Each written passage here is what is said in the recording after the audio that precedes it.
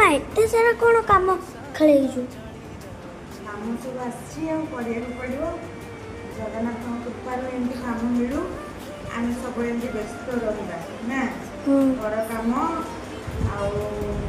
काम तोर पाठपढ़ा काम सैला सब काम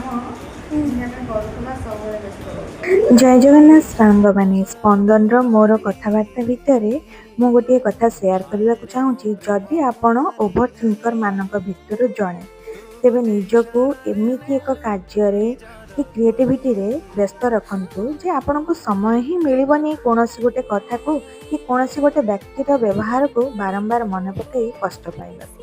ସେଥିପାଇଁ ଆମେ ତ କାହାକୁ ବଦଳେଇ ପାରିବା ନାହିଁ। ସେଥିପାଇଁ ନିଜକୁ ଏତେ ବ୍ୟସ୍ତ ରଖିଦେବା ଭଗବାନଙ୍କ ଚିନ୍ତାରେ ହଉ କି ନିଜର କ୍ରିଏଟିଭିଟିରେ ହଉ ଯେ ଆମେ ବାରମ୍ବାର ସେ କଷ୍ଟକୁ ମନେ ପକାଇ ନିଜକୁ କଷ୍ଟ ଦେବାନି। ରହୁଛି ଜୟ ଜଗନ୍ନାଥ।